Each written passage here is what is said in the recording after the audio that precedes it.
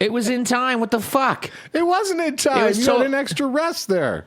I was in time on my end. I think it's your video bullshit. Oh, it might be me. I have horrible rhythm. The poor Michael doesn't know how to count. No, it's not. It's not his fault. That clapping is actually happening on 1 and 3. That's where it does. That's where it really happens. Have you ever seen? Hey kids, have you ever seen that video of? I think it's Harry Connick Jr. playing piano on fucking like Ellen DeGeneres or some shit like that. He's singing. And the crowd of crackers, I'm sorry, I use that term lovingly, is clapping on 1 and 3, and he's playing some crazy ass fucking walking bass line, and he makes this kind of look at everybody like, really, and he adds a beat, turns the whole thing around, so they don't move. He just basically moves his thing ahead a beat, and now everybody's clapping on 2 and 4. That's a good pianist. Thank you, folks. Good night. I'll see myself out. Try the veal. I love it every time I see it. It brings me joy. Do you think a lot of people know who Harry Connick Jr. is now? He's the guy from Hope Floats. Yeah, he's also in a new movie on Netflix. Oh, yeah. He was in that movie about Greece or whatever it was. Yeah. That was fine. I just think that I saw a thing where there were some people who were like 28, 29. They were like, I don't get it. Like, why was this guy on the Super Bowl? It's like, first of all, New Orleans. Yeah. And like, he's synonymous with New Orleans. And they're like, I have no idea who he is. And we're like, when Harry Met Sally, like there was this whole moment where he was just the new Frank Sinatra, he brought back the whole fucking genre. Yeah. And then, pretty good looking actor. Yeah. Wasn't he at first in that like war movie? He was like on a boat or something. I don't know. I think that was the first time. There's a war. Or am I thinking about Bon Jovi? I know Bon Jovi was in one. JBJ was on one. He was also in a couple of rom-coms. Speaking of which, did you see Richie Sambora on the Magnificent Ones podcast? No. With William Corgan. Sorry. Yeah, thank you. William J. Corgan. Yeah, if you're wondering why, so I think, you know this, but like some of my circle of people, I get reached out to by East Coast and UK people about like, will this play out West? If we put this tour package together, tell us how it's going out there. I'm kind of like their sort of mountain to west time zone guy. And outside of like greater Los Angeles, but it's like, how are the people out there feeling about like a one night last evening with Bon Jovi? Where he's coming back. And then one of the things on it was like, ask everyone, would it matter if Richie Sambora's on the tour? Because they were trying to figure out whether or not they were going to do arenas or like an amphitheater show. Yeah.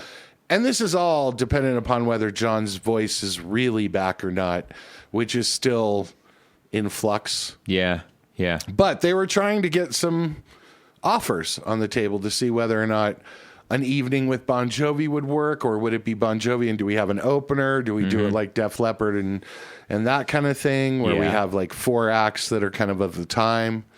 And then like the big thing was like, and if the ticket price was $250, would it matter if Richie Sambora was back? Yeah.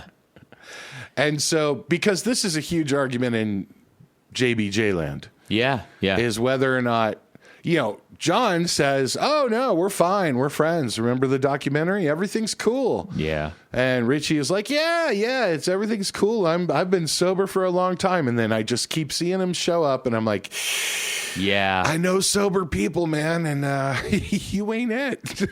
Like, I don't want to question someone's sobriety, but he doesn't act like it. And if you watch him on this Magnificent Ones, just looks up some clips. Sober or not, you can kind of see why they're like, I'm not so sure, Jim. Yeah. Yeah, that's a bummer, man. I always loved Richie as a songwriter and a player. He still can play well, and he can still hit the notes. I mean, you know this. It's when you mount a tour like this, the money's got to be kind of good enough to overcome being on the road with somebody for 4 months. Yeah. And because it's not the 2 hours on stage. No, I've turned down it's national tours. It's warm up and rehearsals and the hotel and catering And do we do press with him? And will he fuck that up? You know, it's that kind of stuff. Yeah. He can still play. Yeah. I've turned down tours because of people like the other 22 hours in the day. Yeah, you know? it will fucking ruin your life, especially at this level. Yeah. You know, they got kids and ex-wives and wives and like, you know, management, and they're doing their own thing. Yeah. And like, you know, John has a lot to lose. Yeah. If he puts out another tour like the last one, yeah, where he can't sing at all, yeah, that ain't gonna fly.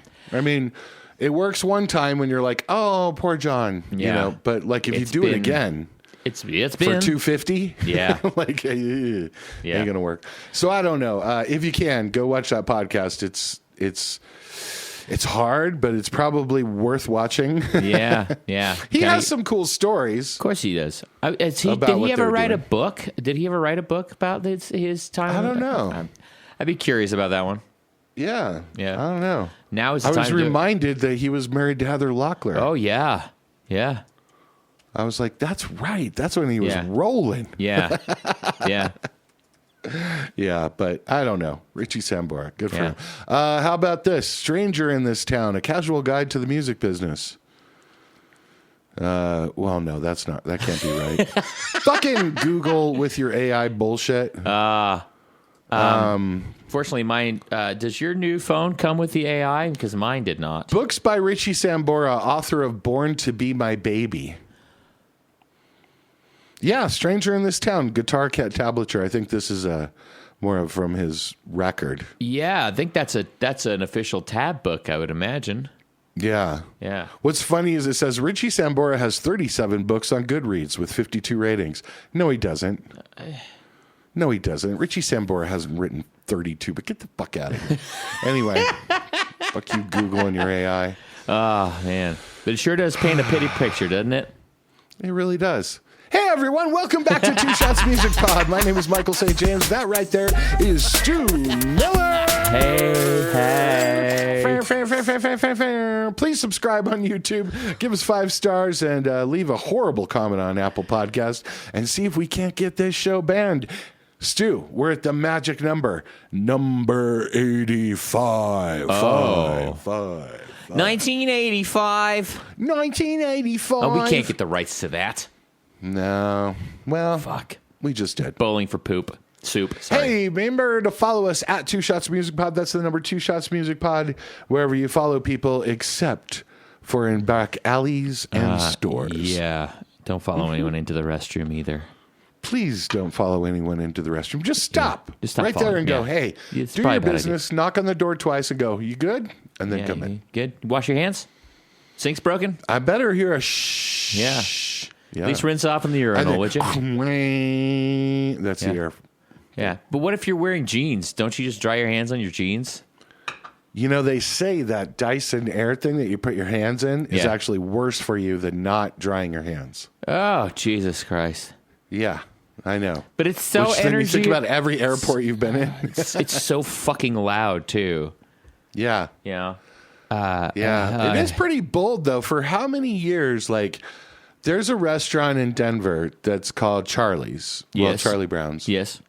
We've spent many an afternoon there. Still has the old Greek fucking pull towel. Yeah, sure fucking does. Yeah. Like, I think they probably still have, like, a cloth diaper service for their kids. Yeah. Dude, I had a cloth diaper service for my kid and for myself. Did you really? I mean, I'm currently wearing big old safety pins. No, like it came with this fucking weird ass fucking it's terrifying thing. These rubber it was like a rubber band and it had hooks on either side to hold it together. So it was like a reusable thing. It wouldn't ever stab anything. It would hook onto the fabric. I one time hooked it directly into my finger flesh. Ooh. That was not comfortable. No. Was that the third time that you changed diapers? That was, tell you what, man, that's a fucking adventure trying to keep all that. You make a little canal out of the fabric diaper so that, there's a little river of poo flowing underneath the kid. And, oh, man. But it was, and we had a service drop the clean diapers off and take the shitty ones away. You just throw it in a thing and they'd wash them and bring them back. Wow. Cloth diapers. Yeah. Because we didn't want to put it in a landfill like your landlord. In a landfill. Plastic diapers are so bad. Yeah. I'm wearing a cloth one right now. Yeah. Probably best. I don't wear underwear, but I do wear diapers. Yeah. I mean, very easy to. Might clean as up. well just get used to it now. Just let him soak in the shower. God, what happened to this podcast? Yes. This disintegrated. Okay, so What a beautiful day out. All right, let's get to a little music biz bits while we still got you on the line. By the way, you can call into 1-800-555-MUSIC-BIZ-BITS and leave your comments. there are too many numbers in that phone number. You're calling just Japan. keep dialing until you get me. Just keep dialing until you get me. For all my Switchboard. UK folks, I know you love all of this podcast for news about Morrissey. Yeah. And so let's give you some. Morrissey's lawsuit is going ahead. Which one? Morrissey feels like someone has been intentionally targeting him. And what's hilarious is that it's true. Really? There's this company called Web Sheriff. Uh-huh. Now, you may not know about this if you don't work for big artists or big artist brands, but Web Sheriff is an online global platform that, like, their past clients include, like, Prince, Bob Dylan, Beyonce. They've finished a wide-ranging investigation into what it describes as a decades-long campaign of fraud, disinformation, and defamation. Wow. And so I worked with them years ago on, no, I can't say who it is, but for years and years ago. And it was basically what they do is, like, when an artist is getting, like, ripped online, they can go and figure out whether or not it was like this is kind of before bots were such a big thing, but they can figure out whether or not it was a competitor. Like, record labels used to, oh God, I'm talking out of school. Record labels used to do this all the time. I can just say that generally. Is that, like, when a new album drops from a new artist on Atlantic or something, then someone at Warner Brothers have a troll can planted. hire they can hire some of their marketing team to smash, like, to say, this is bullshit, it's a horrible record, it's mixed horrible. And they'll put it on, like, their Tumblr. This is kind of when this used to happen, is like a vlog or a blog. And then when social media happened, it would just be, like, exacerbated. And you would just create, like, an anonymous account and be like, you know what? That producer sexually assaulted this person. Like, it would get Holy dirty. shit. Oh, that's it would get really awful. dirty. And you just bring it up a few times with different accounts, and then it would start being like, sort of, oh yeah, I heard about that. Right? Like, then people start going, oh yeah, I heard that about him, or I heard that about her. And so anyway, that's kind of what they do. And now their job is really hard. Yeah. But they would basically, defamation lawsuits is what they basically provide information for. Yeah. And as it turns out, they trace this back to, like, certain parties using the same sort of symmetry of words and defamation concepts against Morrissey. And it was a sustained effort. And it was a campaign, basically, and they can kind of see how it happened. So this is going to be used in the lawsuit. I think you guys will learn a lot more about it if this lawsuit, like, doesn't get settled. Wow. Like, if it becomes, it's in the UK, and I think there's actually, like, criminal liability to it. And so it's an interesting thing. This is why I bring it up, because I think a lot of people don't understand. This goes on with famous people all the time, and with major music artists, it's a really big deal. So there you go. It's interesting, though, because even I have this opinion of Morrissey as being a bit of a clown. You know, I mean, he has his things that he stands up for. I mean, he's a vegan and very, you know, like, isn't he? If I remember correctly, like, there's a bunch of, like, he's very motivated by certain things, shall we say? Yes. And he's been known to cancel shows or leave or all this kind of stuff. As far as I know, or has he? And that's the question. Is this just fucking bullshit that's been? Oh man, that's. But I mean, all of these things, like, everything like that, always has a kernel of truth to it. Yeah. You know what I mean? Like, so he is really vegetarian, vegan. Yeah. You know, one of those he's transferred over the time, I think. Yeah. But yeah, like, that's exactly what this is about. Interesting. That's fascinating. Yeah. Yeah. All right, cool. Let's get to some horrible information about the music industry is battling AI. Oh, God. With limited success. Remember, we told you on this podcast that Sony did a 75,000 takedown of deepfakes Again, that was only the deep fakes trying to fake Sony artists, which just shows you like how big of a problem this is. Yeah. Not that it was AI music, not that it was even all fake AI music, just Sony artists that were probably making enough money, like Tupac or Michael Jackson shit. Yeah. YouTube has said it's refining its own ability to spot AI dupes and could announce more results in the coming weeks. In the coming weeks? That's a weird statement. And also, remember those lawsuits against Suno and Udio and Moobert? Yeah. Well, they still have not even really begun. So while AI is just trampling all over everything, the UK is trying, and Tony Blair's little fucking group came out with something that said, no, this would be fine if we ruin some copyright for UK artists. Oh, boy. The US is trying. Marsha Blackburn, to her credit, she's from Nashville, Tennessee, senator. She is trying to get sort of an AI guardrails thing up for musicians. But this admin is pretty pro AI, you guys. Oh. So it's not looking good. In fact, Meta is asking for clarification on what AI means when you're going against content. God damn it. I fucking hate lawyers. This timeline so much. Shit.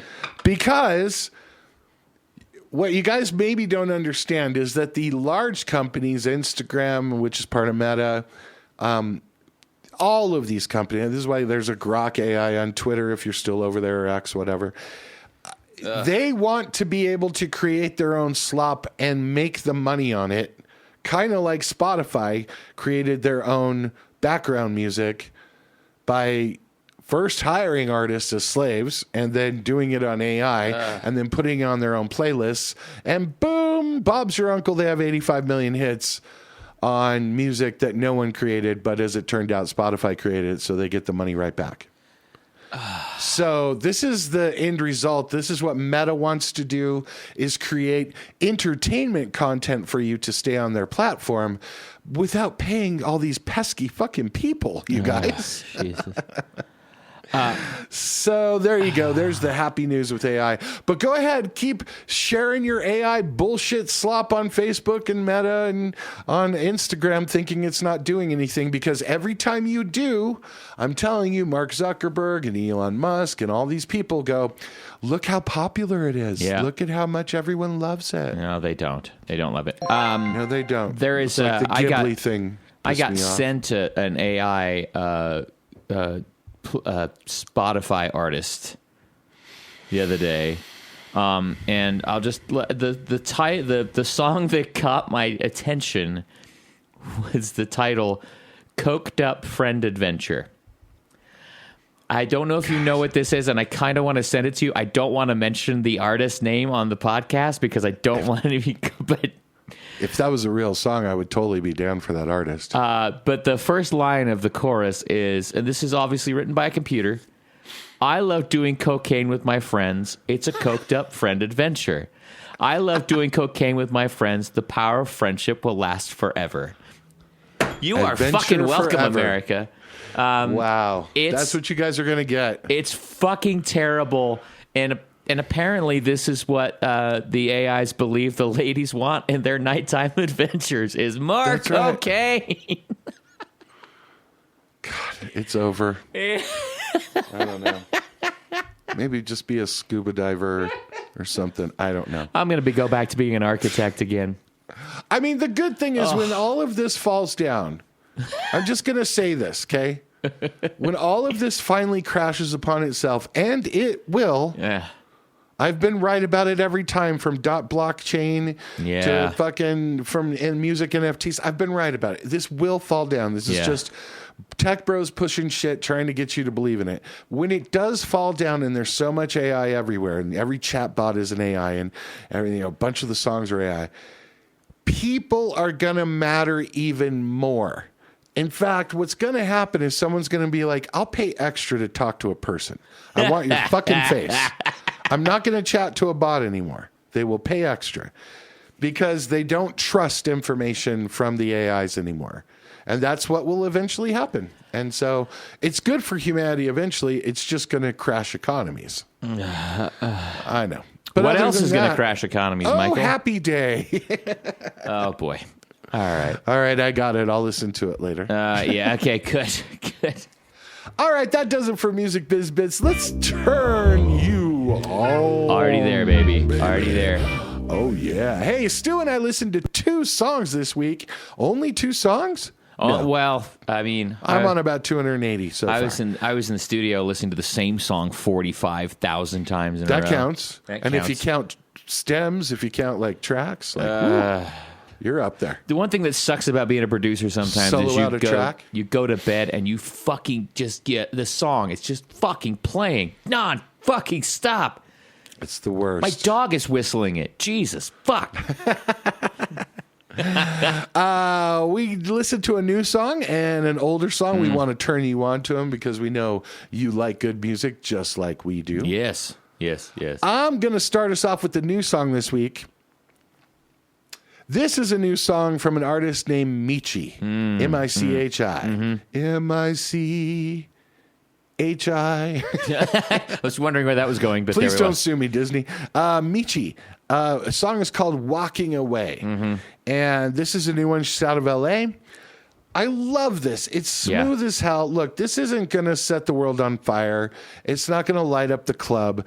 But boy, is it a great, like, 11 p.m. song. Yeah. Oh, it's a nice joint song. Oh, this would be great for a nice little road trip. It's smooth as hell. It feels very much, it reminds me of kind of a later 90s kind of tune with a nice piano stabs against a really forward bass line and some cool like disco horn arrangements, which they've done as if they are samples. Yeah. So when you listen to this, the familiarity of it, the way that they've mixed it is to make it sound like they're sampling something. Yeah. There's a line in this that I absolutely love called "Pulling Pedals for Days to Say You Love Me." Oh, that's good. Yeah. Yeah. I dig the laid back feel of it. It's self-assured singing style. She's really kind of, she does her thing and she's not trying to oversell it.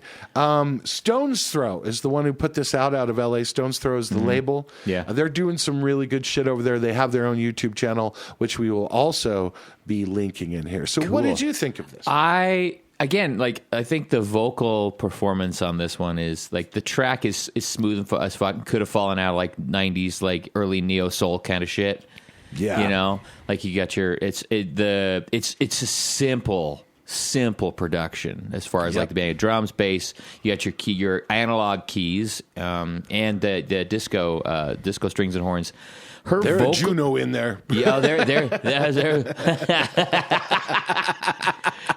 Fair enough. Shout out musicians. Yeah, there you go. That's well played. The thing I love about her vocal is I don't know how to say this. Like, this is exactly what she wanted to sing, and it's exactly what her voice wants. I don't know how to put it any differently than really like it sounds exactly like she should sound. I don't know how to put this. Do you have any like? No, do you know that's what I'm good saying? A&R. Yeah. Like the song matches her style and like, and not just her style, but the vocal styling as well. She's not overdoing it. She feels very comfortable in this. Yeah, it's really comfortable. It's really smooth. It is. The video is "Honey with my friends," but it's she's out doing cocaine with her friends. Cocaine in the bathroom with her friends. Do you have some? Rolling around L.A. I'm not saying that Michi's doing blow. There is some. There again, like the video. Again, I because we watch this on YouTube. I'm always watching it. Well, and I watched it 3 times. The video vibes match the late 90s kind of vibe of this. I mean, obviously, I think the production's a little bit more present than you would get out of an ADAT in the 90s. But there's definitely the digital thing, but it's got that warmth. That bass is super smooth. Those fucking drums are right where they need to go. And her voice sounds fucking great. And it's, again, instruments are mostly dry. Her voice is super verbed up. You know, it's fucking cool as shit. I really dig it. It's just really cool. And like, if you got kids, they're going to love it. Yeah. I think it sounds different from what's out there. She's not trying too hard. I think she's really self-assured, and that's why we got her on the watch list, because I think she's going to be doing some bigger shit. Yeah. You know? It's cool. And it starts right here. Yeah. With Walking Away from Michi. There you go. Good choice, man. All right, let's get to the older song. 1985. 1985. This might be the second podcast in a row we did that. I'll have to check the tape. Not sure. But anyway, you know the big hits from Eurythmics. Yeah. And they came out and everybody loves Sweet Dreams and all that kind of crap. But after being like kind of a pop new wave band, and after Annie being like shockingly androgynous with the suit and the shocking red hair and white face, they dropped this in 1985, and it's called Would I Lied to You? Yeah. From Eurythmics. Yeah. This is one of the songs that I have always pushed from Eurythmics because I, of course, come from Motown, and I love that they dropped this kind of song in the 80s. And you got to understand, in the mid-80s, this was not the kind of song radio wanted.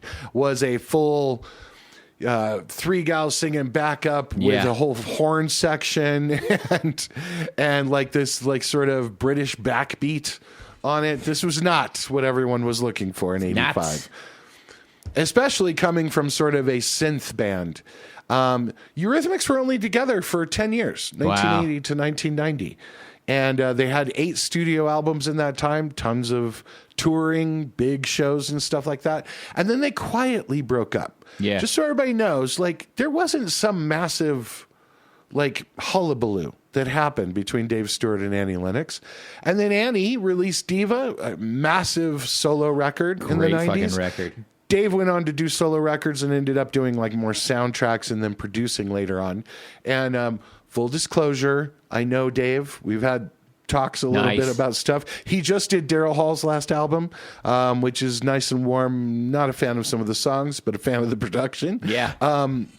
And look, they didn't hate each other. They didn't, or at least it didn't happen that way in the press. It didn't happen that way personally. They handled it very British. Just sort of very nice. There would be many more one-off concerts that they did for... Yeah, they would show up for like, you know, the Freddie thing and Live Aids kind of things, that kind of stuff. I just really wanted to point that out, that most bands don't last more than 5 or 6 years. The ones that last 10 years and break up are usually, it's a massive, horrible scar of a breakup. Yeah. And especially when it's like a duo like this, very front person duo kind of thing. But it doesn't have to be bloody. You can just shut the fuck up and move on with your careers. And so the old song is Eurythmics' Would I Lie to You?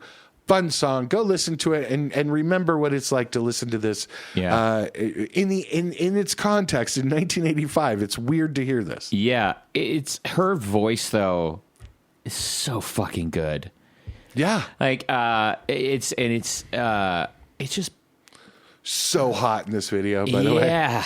Yeah. Leather jackets. Yeah. Blonde hair. I'm a big fan of David Stewart as a guitar player. I was a fan of his. You know, some of the stuff he did with Chris Rea and all that stuff as well in the 1900s. But yeah, these two, like, they just had some fucking shit together. And eventually, I love the idea of like, oh, you know what? We've done everything I kind of want to do here. I'm going to go over here and do my thing now. Okay, have a good day. How about some potatoes later? That sounds lovely. Yeah. Yeah. And I mean, Dave was never a complicated producer. And I think that's what led Annie to Diva. Yeah. Is she wanted to do very big music and listen, I know this sounds corny, diva-like but stuff, in the style of people like Cher or Celine Dion at the time, wanted to do very big orchestral arranged songwriter music. Yeah, and she did with Diva, and so and massive hit. By the way, I was into Annie Lennox before I was into Eurythmics because of my age. You know, I was just like a bit younger. So I got into. I heard the shit from Diva, and I was like, "Oh, this is fucking cool." And then found out about the other stuff because my great uncle was closely associated with some of the people that were involved in all this. Yeah. So he'd be like, "Have you heard this?"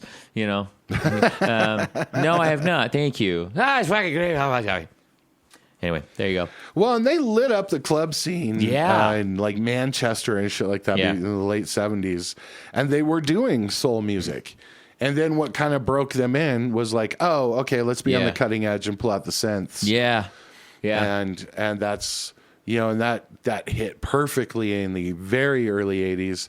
And so like to kind of, it's strange talking about it now, but this was them going back to their roots. Yeah. It's basically kind of like it's a classic story of British bands in the 80s of like, oh no, we came up in dirty, beer halls, playing R&B songs. Watch The Commitment. You will find out exactly. It totally is. Yeah, there you go. All right, so there you go. Eurythmics, Would I Lie to You? And do watch the video. And listen to those fucking harmonies. Whew. Believe me. Exactly. All right. Let's get into Surge of the Week. I'll go first. Hey, Stu, what's your sync of the week? Okay, so I had some travels lately where I sat on a plane for a few hours. Oh, dear. And I think I mentioned this one to you. The movie itself is not great, but the soundtrack, if you're of a certain age, absolutely fucking slaps. Excellent. So I watched the remake, the unwanted or cared for remake of The Crow. Oh, God. With this fucking name. Bill Skarsgård. It's a Skarsgård. It's the one whose eyes go weird. He was it. He was the clown guy, right? Okay, so the movie is not great. It's a diversion. It's fine. It's good looking. It's very goth. It's if you've watched Saturday Night Live of late and the goth kids went on vacation. That's what I did when I'm coming back from my vacation. I watched The Crow. Goth kid on vacation.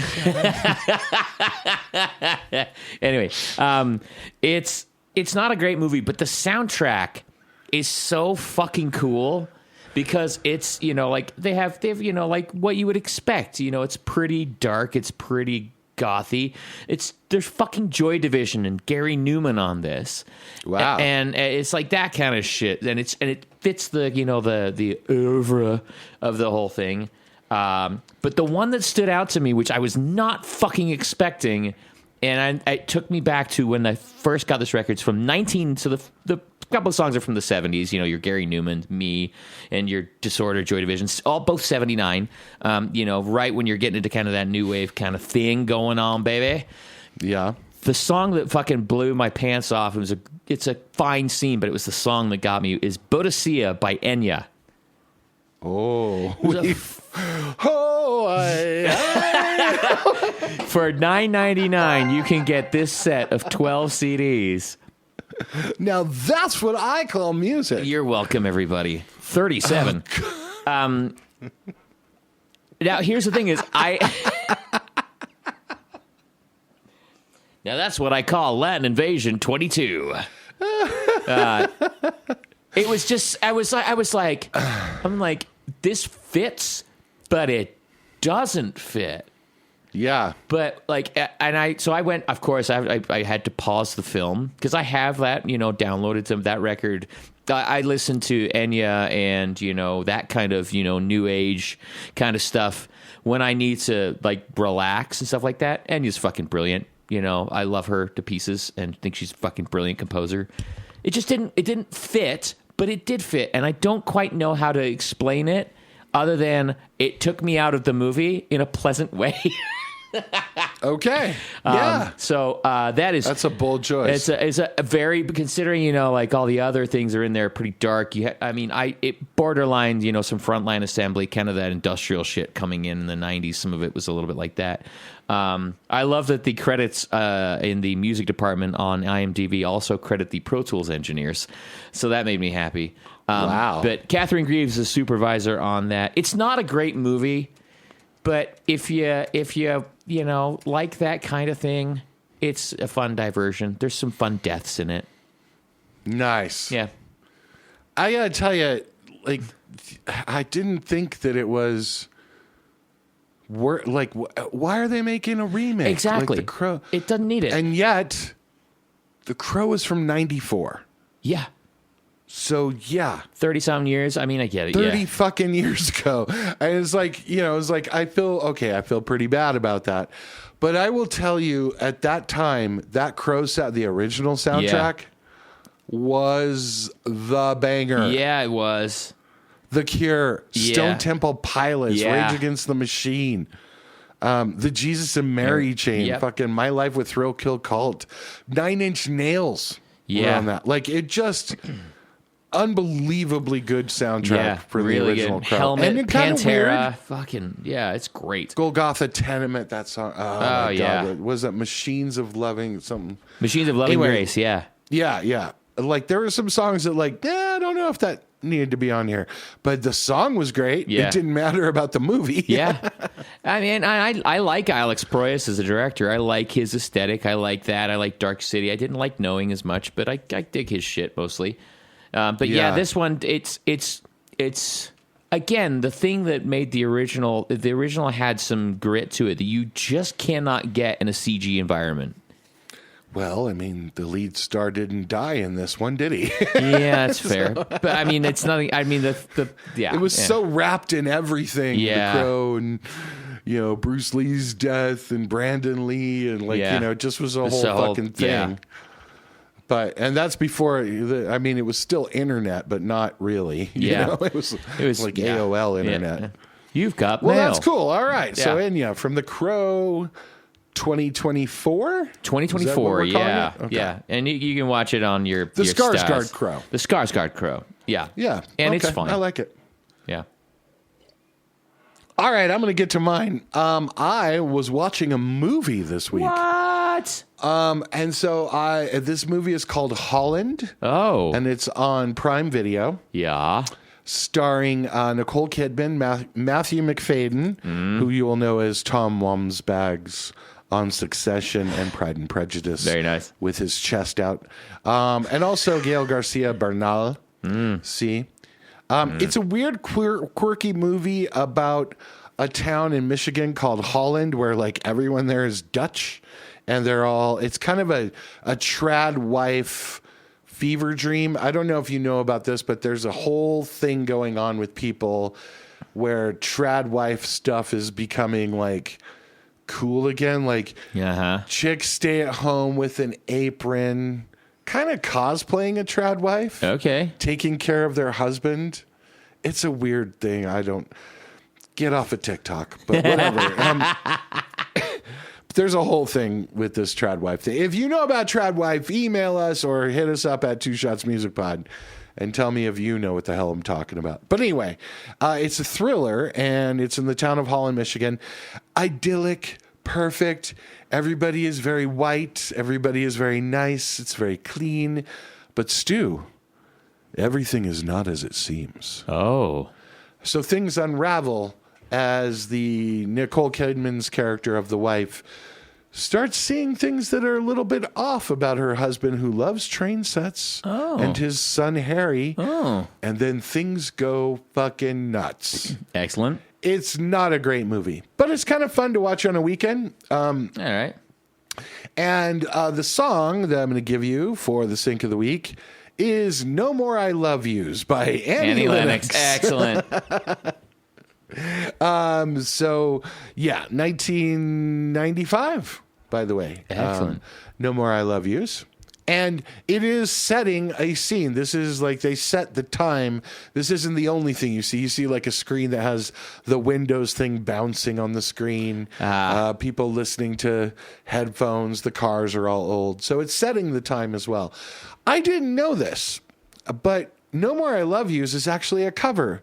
And I should have known this because the album it comes from is Medusa, which is the follow-up to aforementioned Diva from Annie Lennox, which is an album of all covers. I did not know that either. So it was written by David Freeman and Joseph Hughes, and it was a band called As the Lover Speaks. Oh.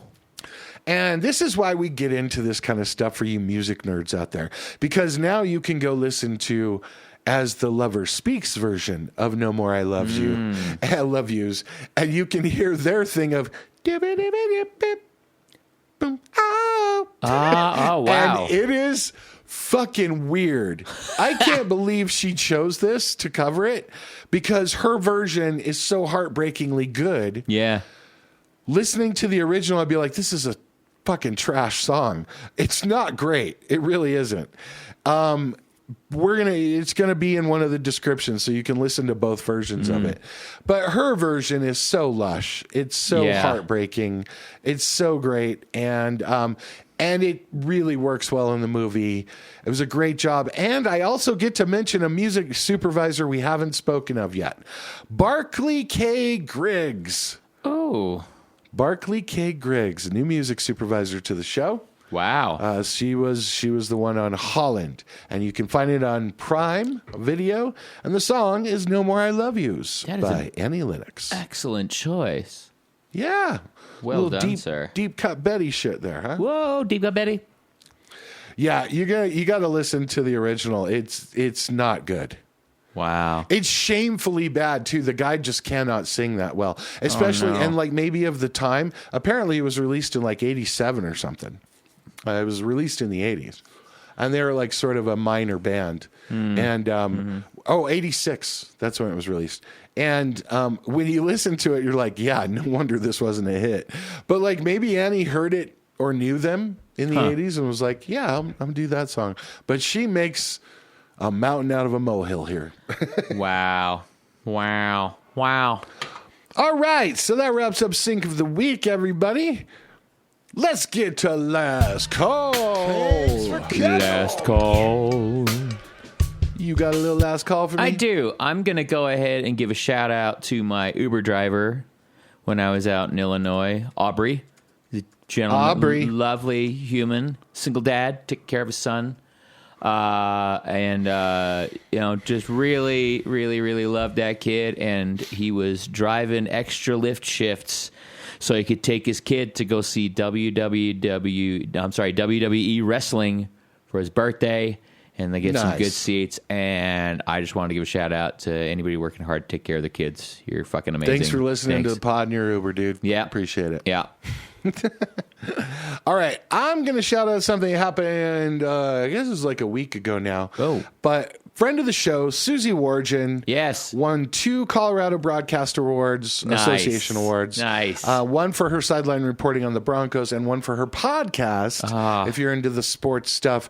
Cut, Traded, Fired, and Retired. Nice. It's CTFR.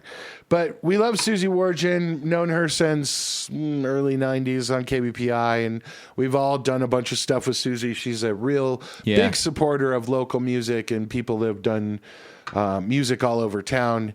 And now she's a big highfalutin Colorado Broadcaster Association Award winner. Fantastic. We love Susie Well-deserved, too. Wonderful. Yeah, she's great. She's a great chick. That's so there lovely. you go. Lovely choice. All right. Well, let's wrap this sucker up. Remember to subscribe and hit that bell on YouTube, and you can follow us anywhere you follow people at 2ShotsMusicPod. And until we talk to you next week. That's all, folks. And we've aged out. We'll see you guys later. We love you. Okay, we love you. Goodbye. Goodbye, y'all. Bye. Bye. Okay, bye.